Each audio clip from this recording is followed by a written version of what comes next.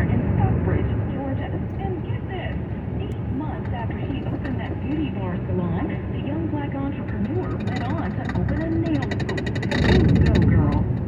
I'm Nicole Gill with Mike Stevens on your home for 24/7 News, the Black Information Network, and BINnews.com.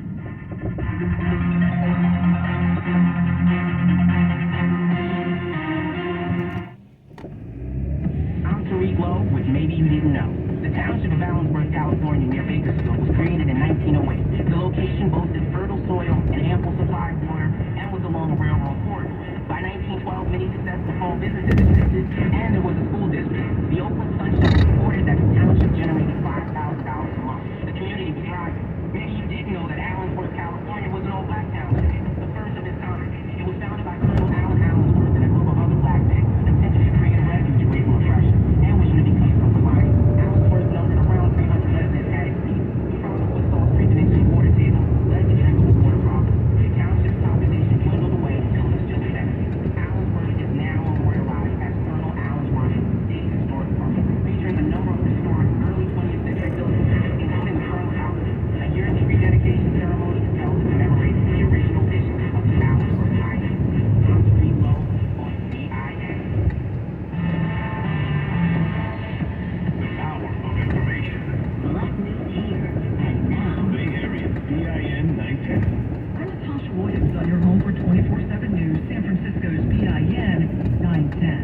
California's plan to grant reparations to black residents could cost the state $800 billion. Public comments are being taken right now as the task force meets to discuss the cost. Callers are mostly anonymous unless they introduce themselves. This caller with the 1619 Reparations Project says opponents who say they don't want to throw money at a problem without a plan are partly right. Write your plan. Even the church pastor, all you reverends out there, you should be writing the plan for the black community you serve. So when it comes time for reparations, you say, yeah, here's our plan for black Americans. The task force is looking at July 1st as a deadline to determine a dollar amount and how much California should give its black residents. Public comments included this woman who no longer lives in California but says she was subjected to racism as a child and a teenager in Berkeley. I'm here to represent the voice of Californians who have strong ties to the state, but were pushed out, driven out, or priced out. A former San Jose City worker is accused of sexual assault against victims as young as 6 years old. Sergeant George Garibay of San Jose's police department tells NBC Bay Area the first report was made last week. Regarding being sexually assaulted by the suspect for several years, during a thorough investigation, we identified several other juvenile victims ranging ages of 6 to 13.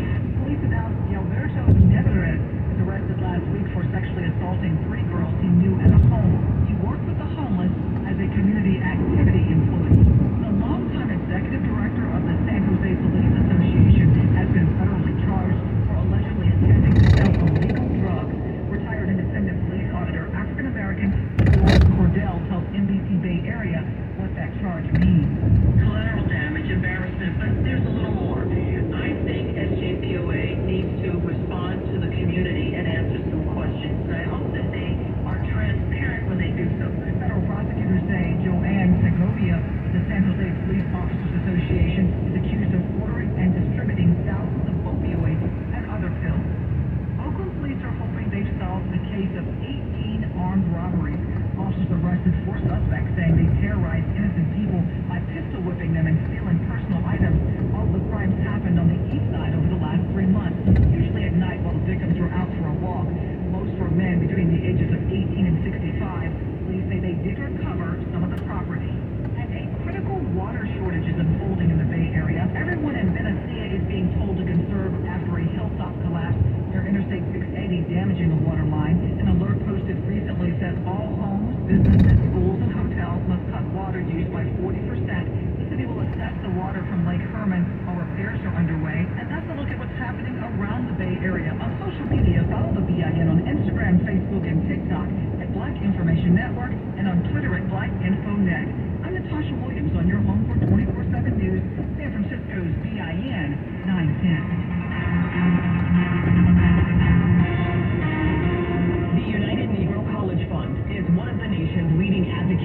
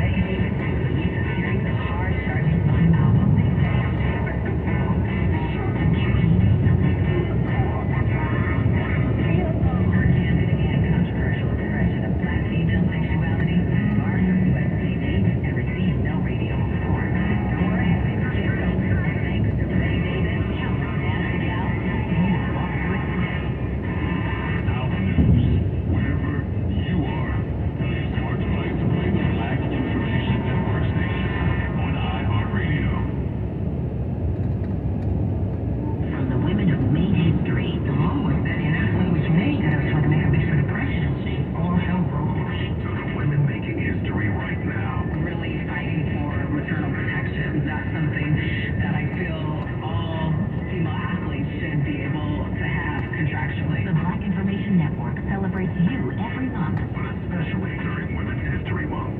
the Bay Area's BIN 910, and on the iHeartRadio app. 23andMe's African American Genetics Project study revealed that 48% of Black Americans wish to learn more about their genetic history.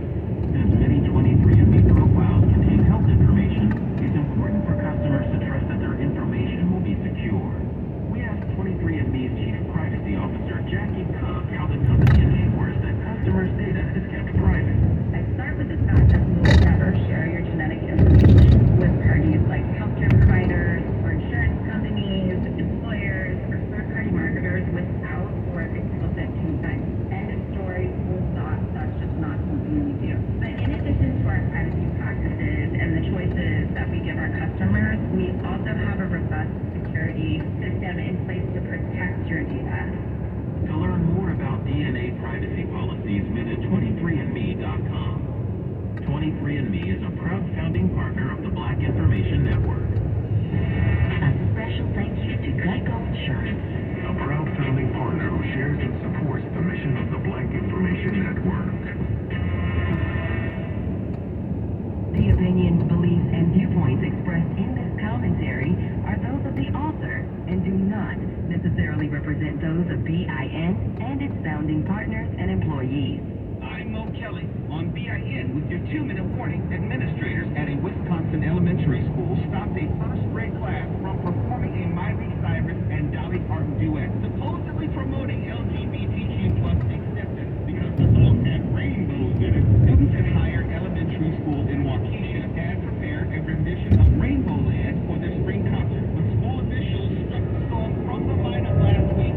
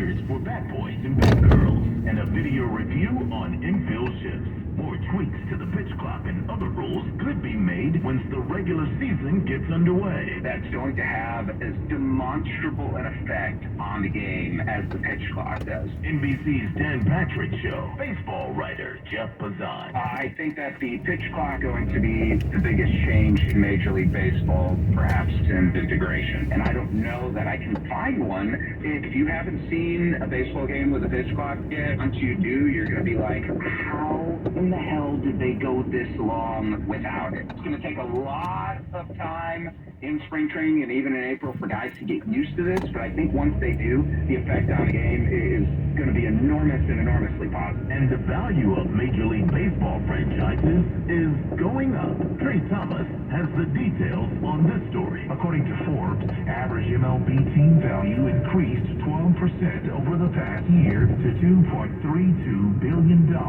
with revenue increasing nearly 8% to $10.3 billion. The New York Yankees topped the list of teams published by Forbes as the most valuable franchise in the league at more than $7 billion, following the Bronx Bombers or the Dodgers at $4.8 billion. I'm Trey Thomas. Get your sports at 14 and 44 past each and every hour. I'm Riera on the Black Information Network.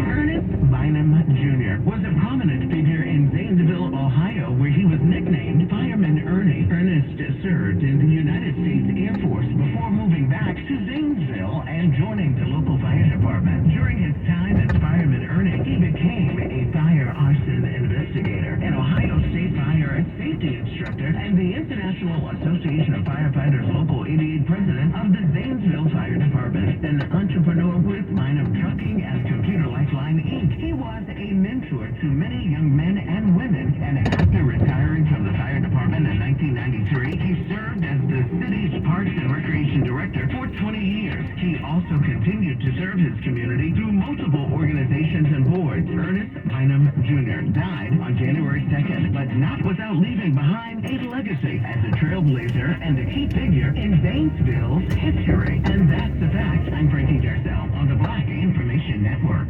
Staying informed has never been easier. Tell your smart device to play the Black Information Network station on iHeartRadio. Entertainment news on the Black Information Network. We have an update on African-American actor Jonathan Majors, who's currently starring alongside Michael B. Jordan in Free 3. According to his lawyer, the woman who accused Majors of assault texted him hours after he was detained, admitting that she told police she tried to grab his phone, making her the one who used physical force against him. The alleged victim also texted that she reiterated this was not an attack and that authorities did not have her permission to press charges against him. The text messages were obtained by TMZ and have been published for all to see. Jonathan was arrested and charged with misdemeanor assault, aggravated harassment, attempted assault, and harassment. Major's attorney also confirmed that he was the one to make the call to 911 due to concerns for the woman's mental health. And in some unfortunate news, reportedly there was a mass shooting at rapper Yo Gotti's restaurant in Memphis, Tennessee that left 2 people dead and 5 people injured. According to TMZ, police were called to the Privé restaurant after gunfire erupted in the parking lot of the establishment. Now, Fox 13 News in Memphis reports that the fight broke out inside the restaurant and continued into the parking lot. Yo Gotti was not present at the time. And actress Rosie Perez recently sat down with Variety for a Power of Women interview. They asked her for her thoughts on Latino representation in Hollywood, to which she responded, "It sucks." She said although it has gotten better and is improving decade by decade, there is still a long way to go. Rosie says Latinos are the least represented group in Hollywood other than Native Americans in the Hollywood system. She says Latinos make up the biggest consumers in the Hollywood system, so the math is just not mathing for her. She says people need to wake up. The latest in entertainment at 17 and 47 minutes past each hour. I'm Bree Wood on your home for 24/7 News, the Black Information Network, and BINnews.com.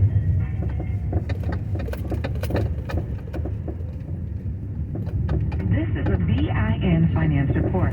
PayPal is putting their money where their mouth is. The company is investing $500 million in Black-owned businesses across the country. They created a fund to PayPal Ventures, its investment arm, that will direct directly invest in minority firms and startups. They also plan to partner with community banks and credit unions that invest in underrepresented minority communities. As part of that, they'll set aside $5 million in grants to strengthen black business owners with microloans, technical assistance, information, mentoring, and access to digital solutions. But that's not all. PayPal is also spending $15 million to bolster their internal diversity program. PayPal is Thank you so much.